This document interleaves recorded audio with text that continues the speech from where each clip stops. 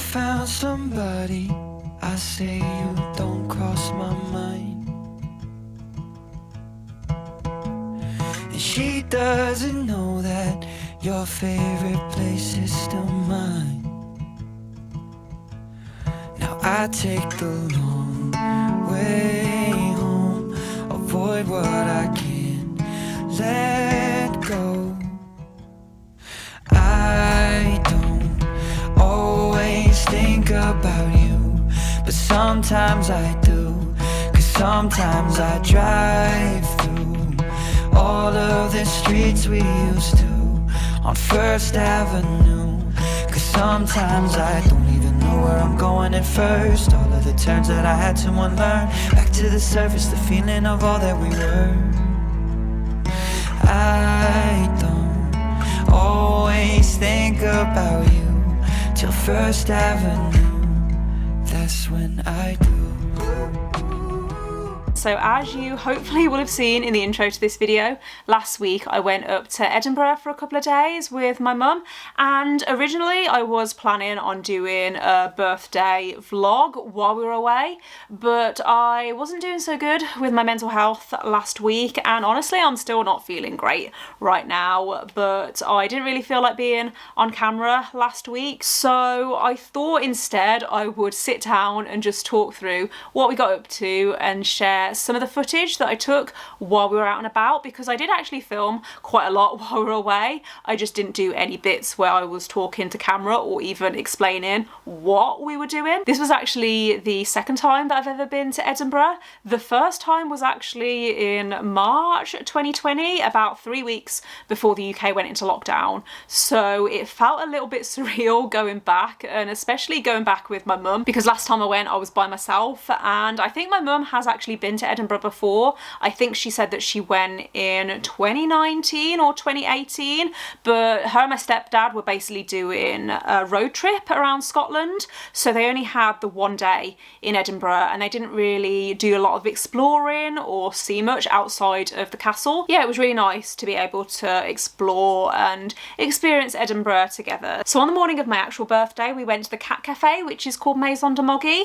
Now I love cat cafes. I've actually been to quite a few now around the UK, and I think that the one in Stratford, which isn't far from me, is still my favourite.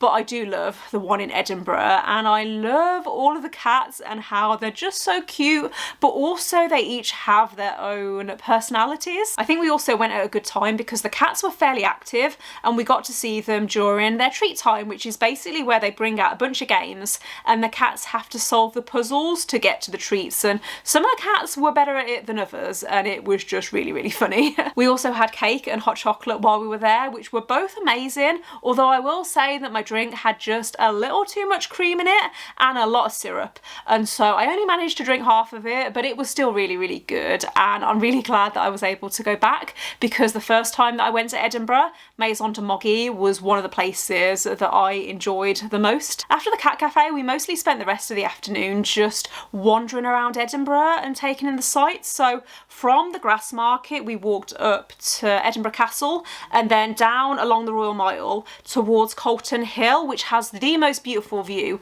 over Edinburgh. You can actually see Arthur's Seat from Colton Hill. So Arthur's Seat is another popular walk that some people do in Edinburgh, and I very briefly considered whether we should do Arthur's Seat, but it didn't really feel like the right season and I was pretty tired by that point. For my birthday lunch we went to Macca's Bar, I think is how it's pronounced, which is basically a gourmet mashed potato restaurant. One of my friends actually recommended it to me because she went to Edinburgh, I think it was over the summer or earlier this year, and it sounded amazing because mashed potato and gravy, like just what you want on a cold winter's day, even though the weather was actually pretty nice the whole time we were away, which I was surprised at because Scotland isn't known for being the best weather-wise. On the evening we booked to do a tour of Mary King's Close, which is basically this underground street, and the tour is about an hour,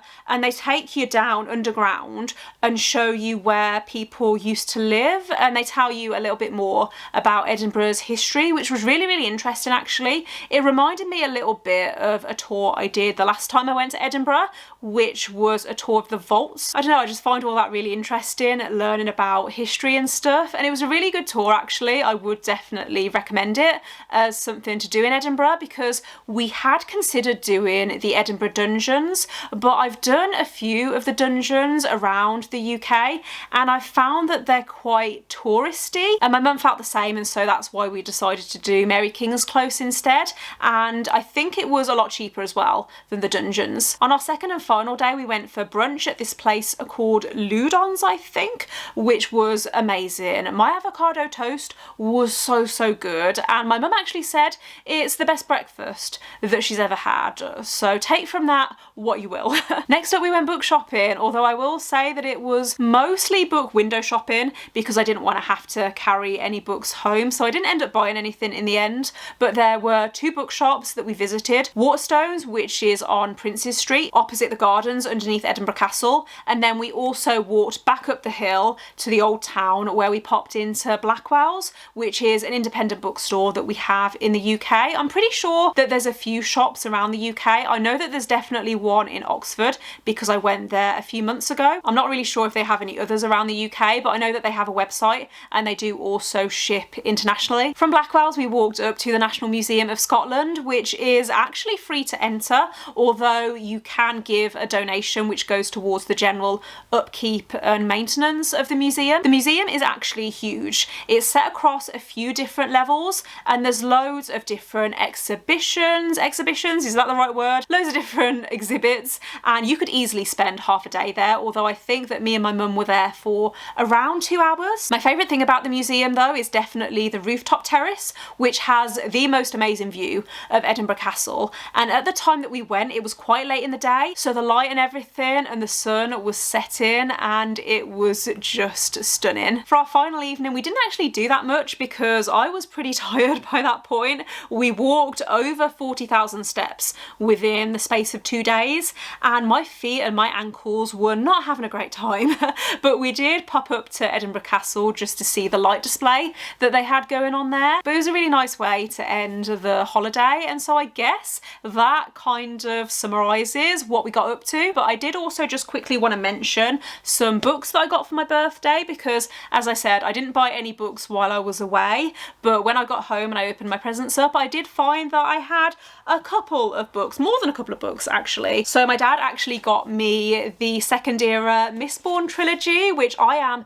so excited about because the first trilogy in this series was one of my favourite fantasy series of the year. So I'm really excited to get around to this, hopefully next year. I think this is going to be one of my priority series for next year, and another priority series for next year is actually Vicious.